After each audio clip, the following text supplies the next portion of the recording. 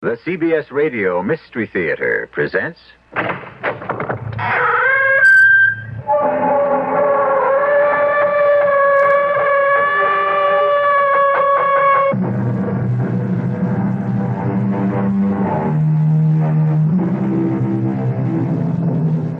Come in. Welcome. I'm E.G. Marshall, and we're doing business as usual, featuring our full assortment of the mysterious and the bizarre. Quis custodiet ipsos custodes? Who shall guard the guards? Or, to take it a step higher, who shall judge the judges? This was a problem that plagued the ancient Romans, and obviously it remains with us to this very day. And actually, the act of judging is a highly hazardous affair, because the book warns us, "Judge not, lest ye be judged." And so, between the necessity to judge and the admonition not to do it, we human beings are in a constant state of doubt, which is not the worst thing in the world.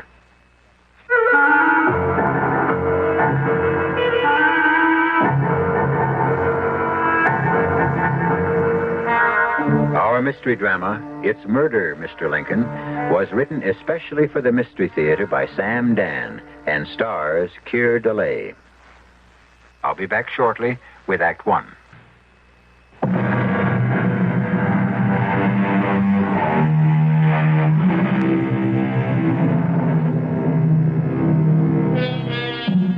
When conditions are bad, we Americans always spend a great deal of energy not in finding a solution to the problem, but rather in deciding what to call it. Is it a depression? Is it a recession? Back in 1837, they called it a panic. So you see, we have made progress. 1837 was certainly a year to tighten one's belt. Definitely, it was not a favorable year to embark upon a new career. And a young man named Abraham Lincoln is discovering this the hard way. He has just settled in Springfield, Illinois, where he has opened a law office.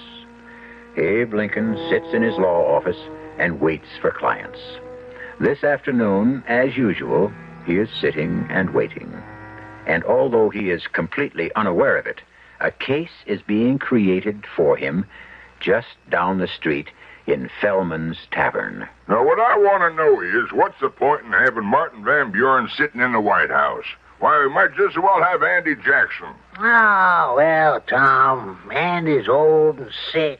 Why, he's half dead. Well, better an Andy Jackson who's half dead than a Martin Van Buren who's all alive. Yes, it's a good one, huh? Yeah, it sure is. I have to remember that one. Good afternoon, gentlemen. Good afternoon. You want to hear a good one, sir? I was just saying to this gentleman here, Mr. Ephraim Barnes, I was saying, better a half-dead Jackson than an all-alive Van Buren.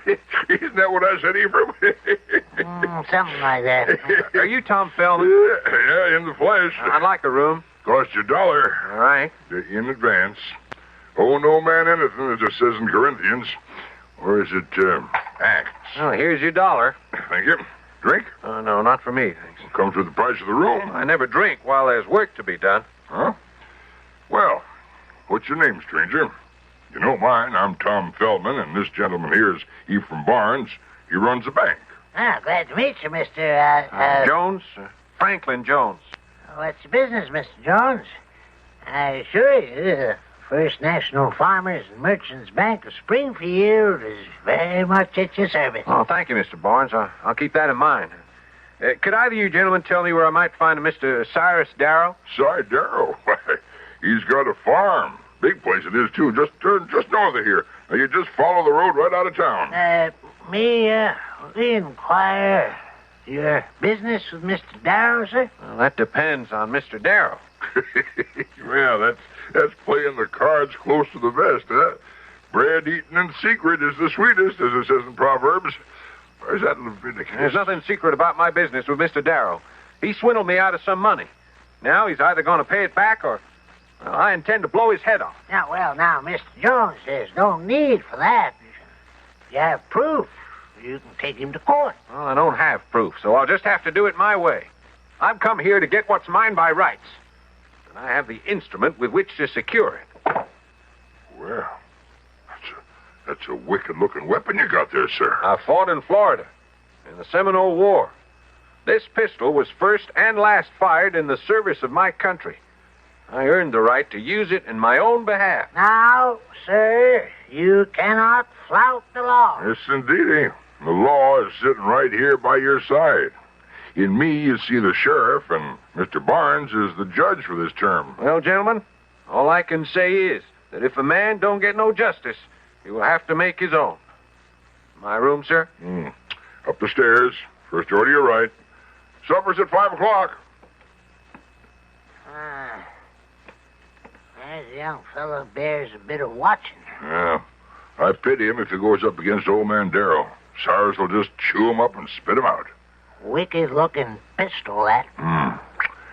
You know, I'm not a wagering man, Ephraim, but if I was, I'd lay my money on Cyrus Darrow. Poor fella. Seems kind of young to die after surviving an Indian war and all.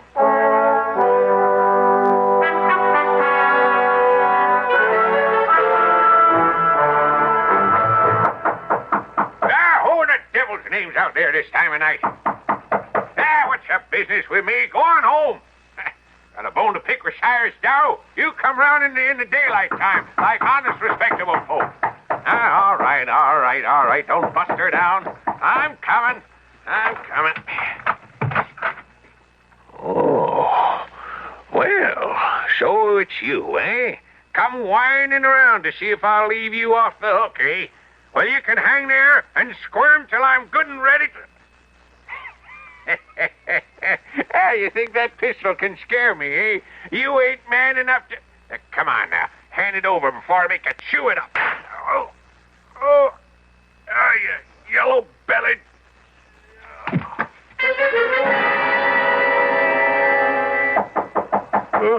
What? Who's there? Sheriff. Sheriff?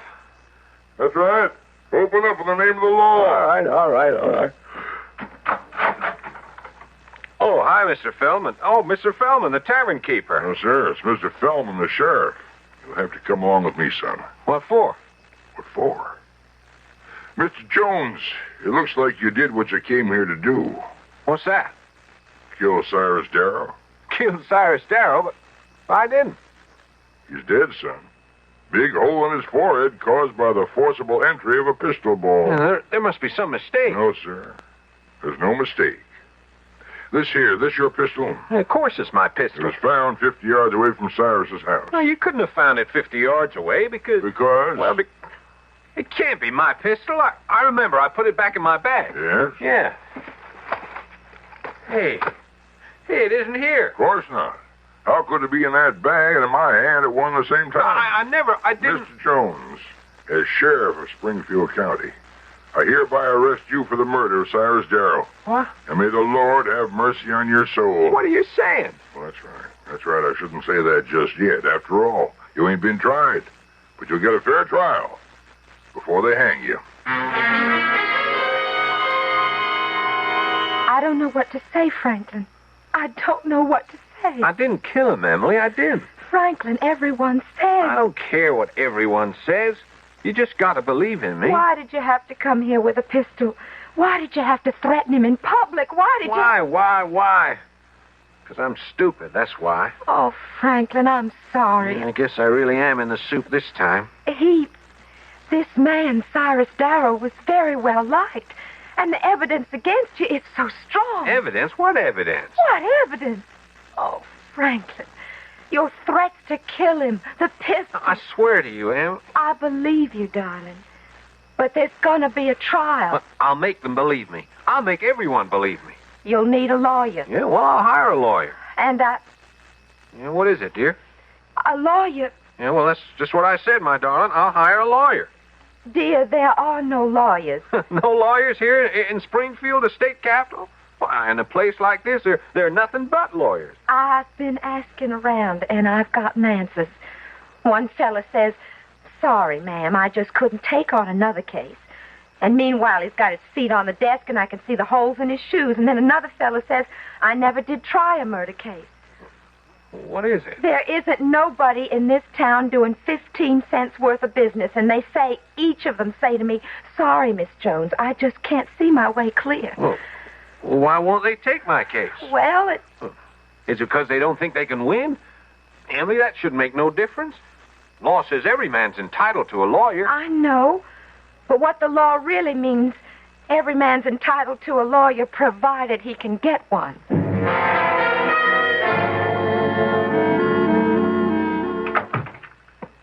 Yes, ma'am. Are you Judge Barnes? Well, here in the bank this week, I'm Mr. Barnes. I don't start being Judge Barnes till next week. Now, whom do I have the pleasure of addressing? My name is Jones. Emily Jones. Mrs. Franklin Jones. Oh, Judge, my husband can't find himself a lawyer.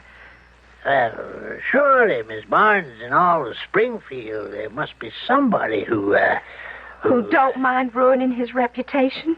Now, Miss Barnes, lawyers don't see things that way at all. Then how does it happen no lawyer's willing to defend my husband? Well, it's a busy time. How busy? Look at your bank. Ain't a soul in here except you and me. Yeah, well, Well, what, sir? People going broke left and right, nothing being brought in or sold, no contracts to draw up. What are all these lawyers doing? well, I'm sure if you look around... I looked everywhere.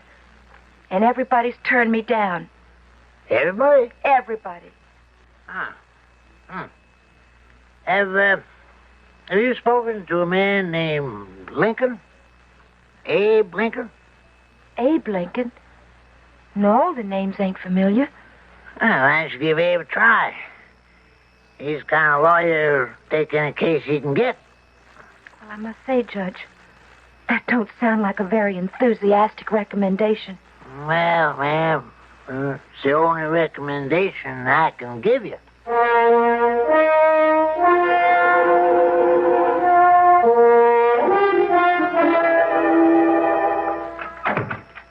Yes, ma'am? Will you please tell Mr. Abe Lincoln I'm here? There's no need to do that, ma'am. You've already done so. You? You're Abe Lincoln? Plea is guilty, ma'am. Now, to whom do I have the pleasure of... But you don't... I know I don't look like a lawyer. Well, the fact is, I don't look very much like anything else either. Well, Won't you have a seat, ma'am? Now, my name is Emily Jones. My husband, Franklin... Was he named after Ben Franklin? Yes, sir, I believe so. The great man. Yes, sir. He, my husband, is going to be tried for murder. I know. And I need a lawyer. Well, you've come to the right place. You mean you're willing to defend him? I'm ready, ma'am. Well, that may be, but I've got to ask you about your qualifications. How many murder cases have you tried? How many? To be exact, ma'am, none. None? Miss Jones, a fella has to start someplace. Well, but not with my husband. Well, I do have one qualification. Matter of fact, it could turn out to be the most important qualification of all. What's that?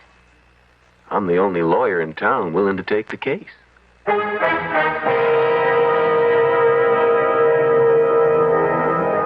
Didn't Longfellow say, lives of great men all remind us we can make our own sublime, and departing, leave behind us footprints on the sands of time? Yes, he did. However, what we should realize about the lives of great men is the fact that most of them weren't always great. Can you imagine being unhappy to have Abraham Lincoln as your lawyer? I'll return shortly with Act Two.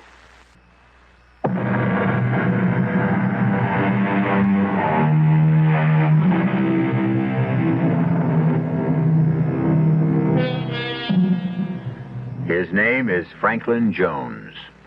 Right now, he is in the jailhouse in Springfield, Illinois, in the early autumn of the year 1837. He is accused of murder. His prospects are bleak. The betting is better than 10 to 1 he'll feel a rope around his neck before the month is out.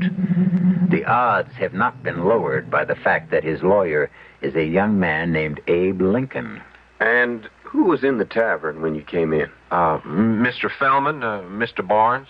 No one else? No, no one else. I asked if they knew where I could find Mr. Cyrus Darrow, and they asked why, and I told them. Couldn't you tell them that it was your own affair? Well, I didn't. Oh, you always have to be bragging about something, no matter how many times I tell them. Please, Emily. Mr. Lincoln here ain't interested in our personal business. Oh, but I am. You are? Why? Because you never can tell what might be important. All that's important is to keep the rope away from Franklin's neck. Well, that's exactly what we're trying to do, Miss Jones. Now, Frank, you came here night before last from Valley Junction. That's right. We just started farming. Miss Jones, I'd appreciate it if we'd let Frank answer. Well, I can give you the facts fast and clear. I know, ma'am, but, well, Frank's going to need practice. He'll be the one that has to answer at the trial. So, Frank, you came here the other night. You engaged a room. You stated your business to Mr. Fellman and to Mr. Barnes. Like a fool. Yes, sir, that's right. And you showed them the pistol. Why? Well, the pistol was a present to my dad from General William Henry Harrison. Dad was with Harrison at the Tippecanoe. You see? He wanted to brag about it. Mr. Fellman and Mr. Barnes, well, they weren't easy fellas to talk to. You know what I mean. I know what you mean, Frank. So I just went upstairs to my room and I went to bed, figuring I'd see Cyrus Darrow first thing in the morning. And, well, the next thing I knew, there's a knock on the door, and it's the sheriff. I'm being arrested for murder. And at no time during the night did you arise from your bed and go forth to Mr. Darrow's place and shoot him? I did not shoot him. I was asleep in my room. Well, we have to make that defense stand up. You sound like you don't believe him. Oh, I believe him. I'm not the problem. We've got a judge and a jury to consider. Now, Frank, the pistol, where was it? In my bag? You placed it in the bag before you went to sleep? Yes, sir. Well, how did it get to where it was found? In the field, 50 yards from Mr. Darrow's door? I don't know. Well, the prosecution will say that you went there, shot Cy Darrow, fled from the scene, and in your guilty terror and confusion, you dropped the gun. Well, I couldn't have dropped the gun when I wasn't even carrying it to start with. I wasn't there. Well, then we must claim that someone came into this room while you were asleep and stole that pistol. Yeah, well, that's the only way it could have happened. You, were conscious of no one? Oh, I was asleep. Tell me this. What was your business with Mr. Darrow? Why do you want to know? Frank? Is that important? It's the first question the prosecutor will ask. I should know. All that was before he was killed. Frank? Well, I enlisted in 1829. 1830. Oh, yeah, that's right. And I served in Georgia and Florida. And when I wanted to marry Emily, well, you don't get married on sergeant's pay. Oh, not to me, you don't. Anyway, there was this fella in the company, first platoon he was, a funny little fella, fat and baldy, you know, but smart. He was a Frenchman or a German or something like that. He spoke funny. You know, the Army's full of all kinds of foreigners. Well, they had to run here because they're having all kinds of revolutions in Europe. Will you get to the point? Now, why should Mr. Lincoln care beans about them revolutions in Europe? Yeah, well, his name was Fuller. And he knew all about plants and flowers, you know. And he said, Jonesy, some of these varieties could grow very well up north if... Yeah? If what? Yeah, well, I never did find out. You see, he and I were going into business, and we collected boxes and boxes of various seeds, and we was going to sell them to farmers up this way, where I was well known. That is, I knew some people. And since Cyrus Darrow was one of the biggest farmers in this part, well, we wrote to him, and he wrote back offering to buy a special kind of feed grass. Yeah, we sent him $30 worth, and he never did pay up. So we wrote and we asked him for our money. And he sent back an answer saying he'd be hanged if he'd pay a cent for some sticky Georgia thistles. What was that man talking about anyway? Well, I don't know. I could have made a mistake and not cleaned out the seed like Fulda said you had to do. Well, he invited me to come up and look at his brand new thistle patch, and also give him the opportunity to wring my neck at one and the same time. And I said, Frank, you go up there and you get your money. Well, did I know he was going to take a gun? And at no time, then, did you visit Darrow's farm? No, sir, he did not. He was nowhere near that place. Frank? No, sir. As far as you know, it could. That is, the seed you sold him could very well have been thistle. Or burrs, or whatever. Well, supposing they was. What does this have to do with the killing of Cyrus Darrow? You weren't up there, Frank? Well, I said I wasn't. Well, I'd better be getting along. Where are you off to? I think I'll ride up to Darrow Farm. Whatever for? I might learn something. What's to learn? The man's been murdered. We know that. Well, I might find some evidence. What kind? I have no idea, but I have to look. You mean you're going to look for something and you don't know what? Yes, I suppose you could put it that way. What was that, Miss Jones? Nothing. Just,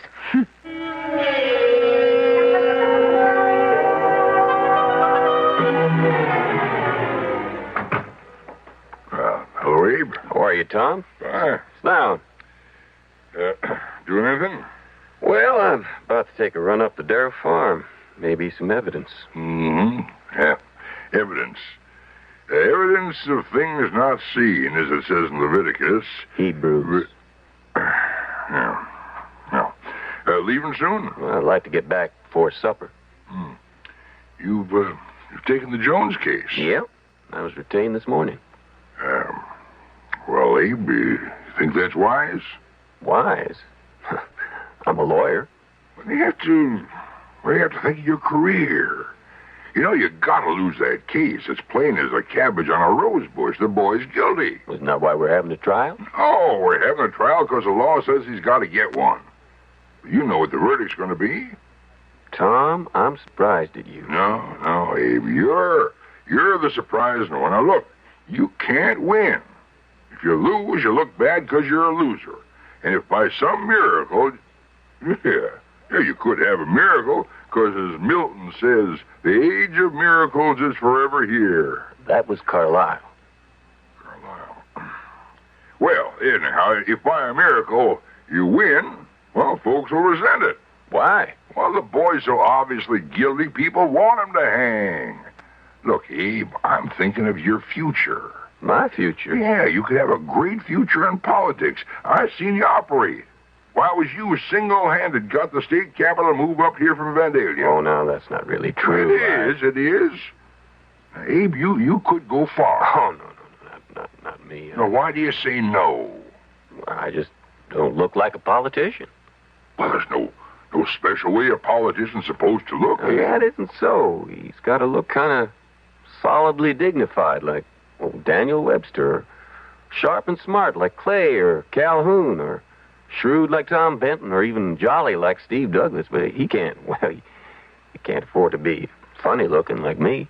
Well, I wouldn't say he was all that funny looking, Abe. I'm too tall, too thin, and I'm too bony and gawky. But you got all the brains. Well, brains alone was never enough. Abe, is there some way you could get out of trying this case?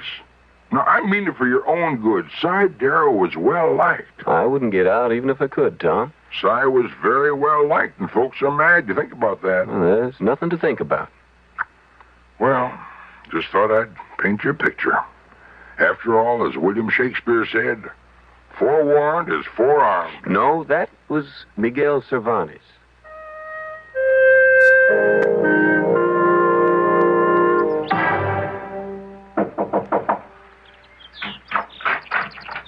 Wow. Hello there, Abe. Good day, Mr. Bennett. What brings you out here, Abe? Oh, I thought I'd come out here and look. For what? Oh, for anything I could find. I saw someone moving around in the house. Turns out to be you. Well, I was his lawyer. I'm just getting his papers put together. Well, come in. Look around, if you like. Oh, thank you, Mr. Bennett.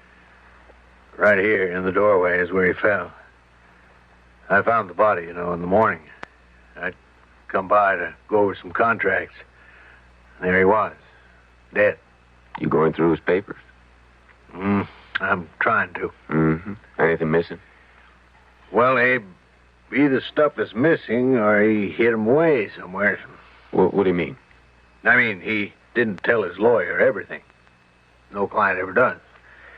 You're going to find that out. Well, what would seem to be missing? I haven't had a chance to go through it all, but I know for a fact he's been lending out money all over town.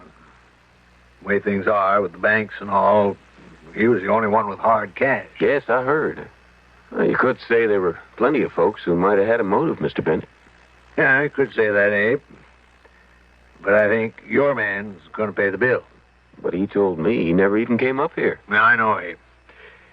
But when you've had as many clients as I have, you learn how easily they can lie to you. Oh, it's hard to believe this boy isn't telling me the truth. Yeah, that's what makes it so dang difficult. Maybe he thinks he's telling you the truth.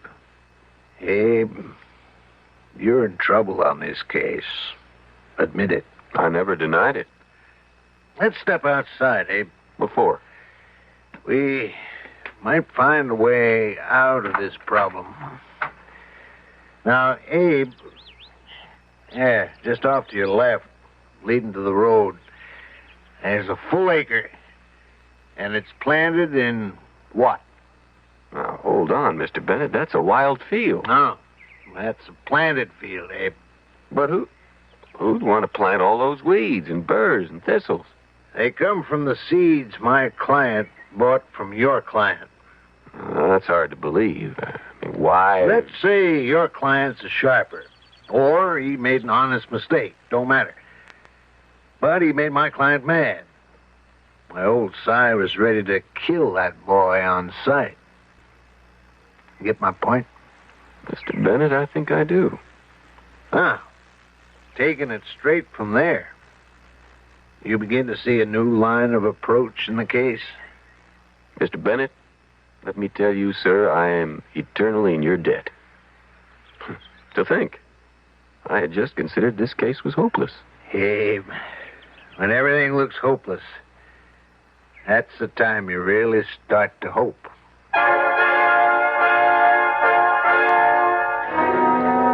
And, of course, that was a lesson that Abe Lincoln never forgot. Certainly in the years to come, he would be faced with more apparently hopeless situations than almost any other president. But our concern is with the case in hand. And what is the light that has suddenly dawned? Well, that will all be made visible when I return in just a few moments with Act 3.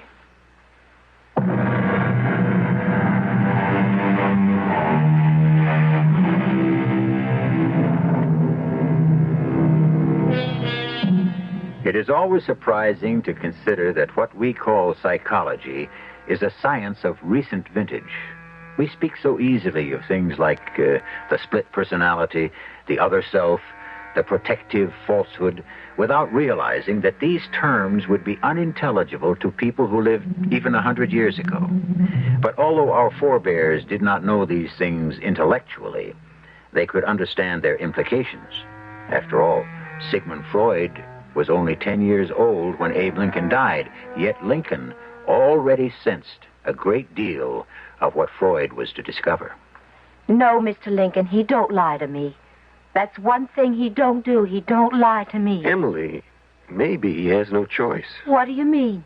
Well, maybe he's afraid he'd lose you if you knew he was a murderer. What would you do if he confessed? What would I do? Would you leave him? Well, You see? Oh, I'd raise up a storm, I guess. I'd holler and rip, but afterward, well, I'd stand by him. Well, then you must convince him of that. But will it save him? At least it's a defense. I could plead it. This way, all I'm doing is begging the mercy of the court. But will it work? Self-defense always gives a man a chance. How much of a chance? Well, I'm a lawyer, Emily. I'm not a prophet, but we can get witnesses to prove that Si Darrow was furious with Franklin. But why? Because Franklin had sold him nothing but weeds. How do you know? I was up there, Emily. I saw them. A strange kind of growth for this part of the country. Brambles and burrs and weeds. It really wasn't Frank's fault, Mr. Lincoln. He just doesn't know. But Cyrus Darrow was boiling mad. Now, oddly enough, this could create some sympathy for Franklin. How? They'll all think Frank was a swindler. Well, maybe not a swindler, more of a sharper. Oh, what's the difference? Well, Emily, you have to know these old horse traders up here. They might even admire him. Why?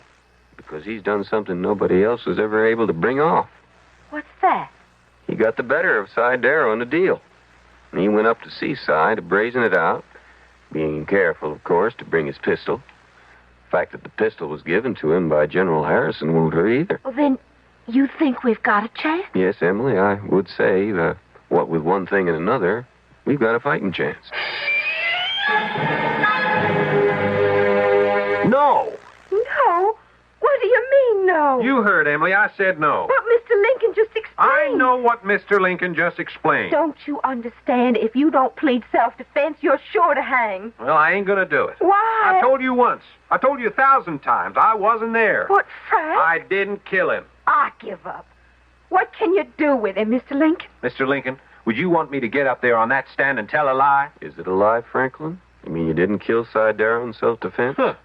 Here's a hole to be in. A man's wife won't believe him. His lawyer won't believe him. Frank, we only Franklin, I can only plead the defense my client gives me.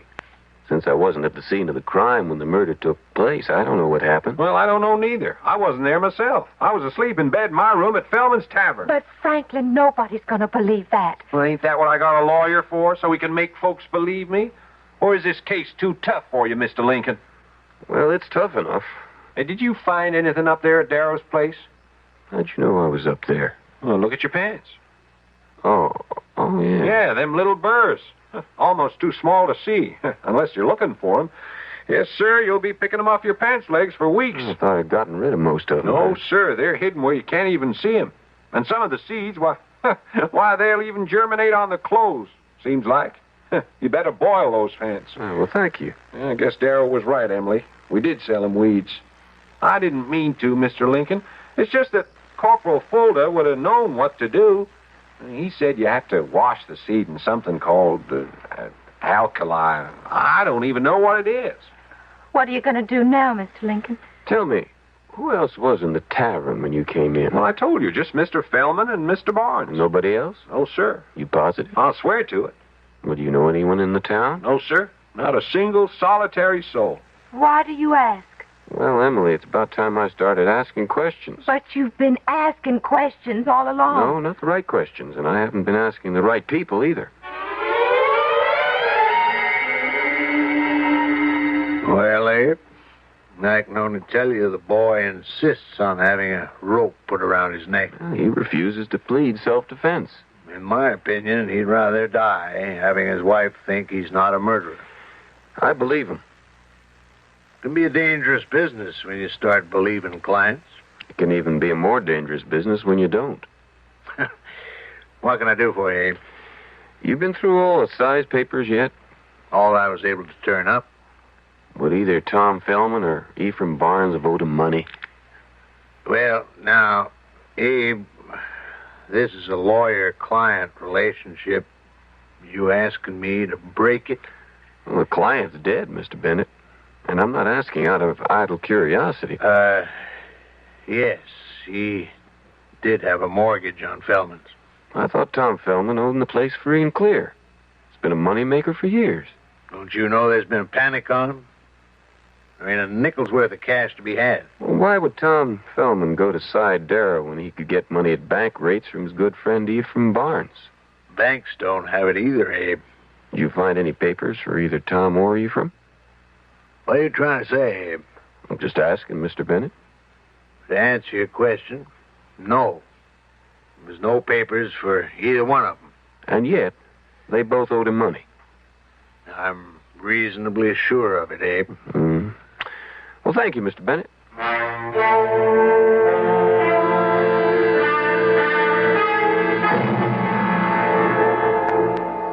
Good afternoon, gentlemen. Well, Abe, Afternoon, Abe. have a drink. How's the law business coming? Slow. Well, slow but sure moves mighty mountains. Aristotle. Euripides. Abe, I swear one day I'm going to catch you. Gentlemen, we have some business to discuss. They discuss business at my office only. This is legal business, Ephraim.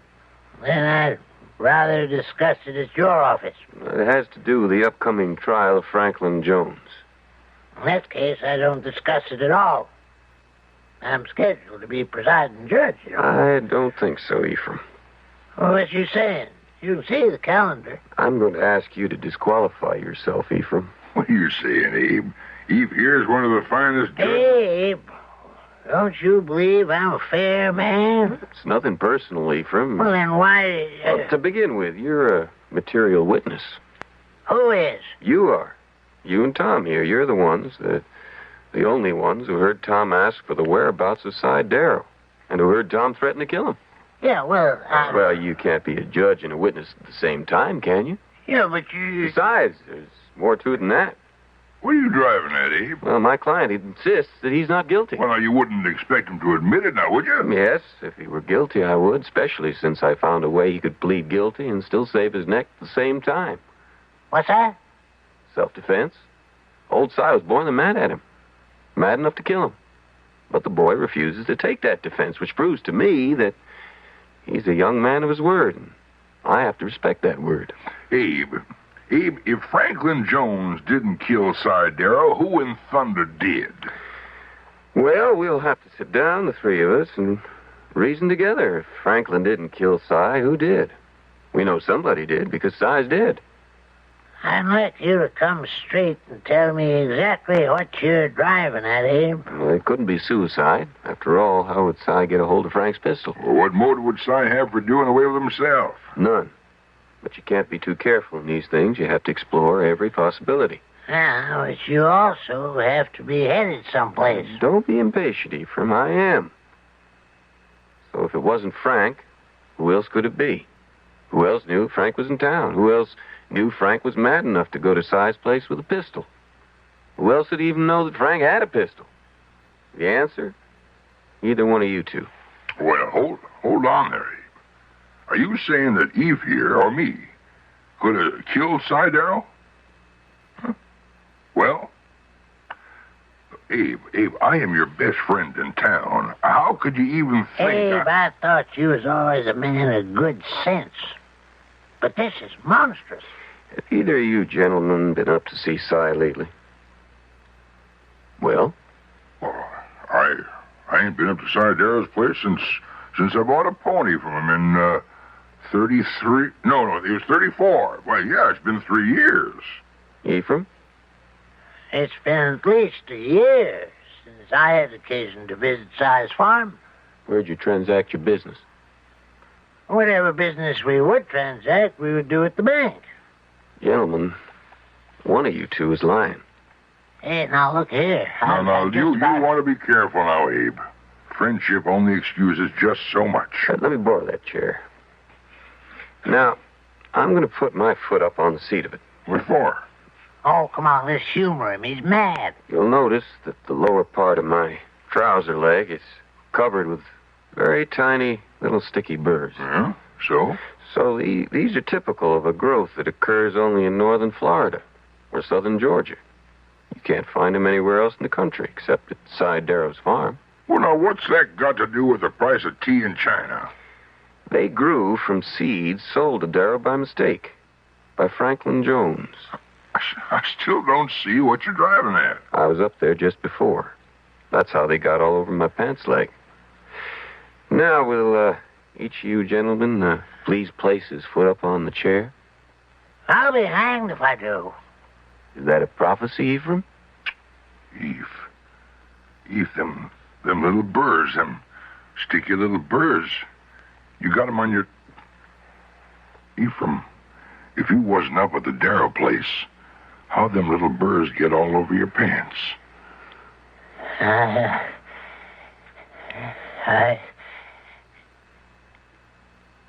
Pour me a drink, Tom.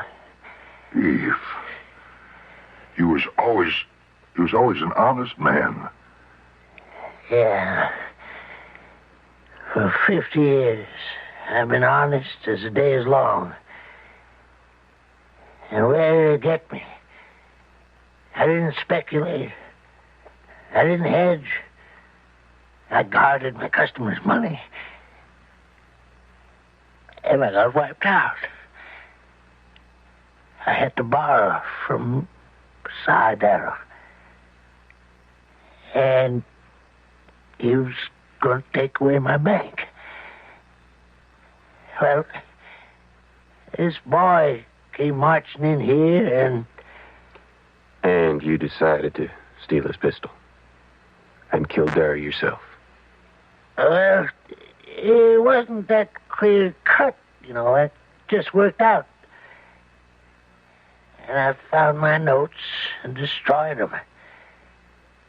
Yours too, Tom. Ephraim, a man like you, could you really let that boy hang for you? Could you? Abe, I like to think that in the end, I wouldn't let that boy hang for me. I'd like to think that. Would your conscience let you? Conscience. Abe, when you face the rope, you know the saying, conscience does make cowards of us all. Cervantes. No, Shakespeare. You're a good lawyer, Abe. Would you defend me? Ephraim, you mean you want me? Why, you could have anyone, even Stephen Douglas. I want you, Abe. Nobody but you. Thank you, Ephraim. I'm grateful. I'm humbly grateful.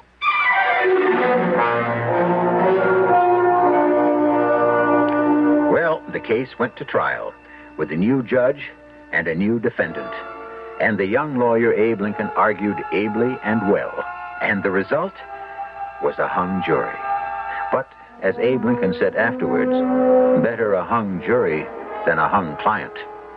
Well, you hang around. I'll be back shortly.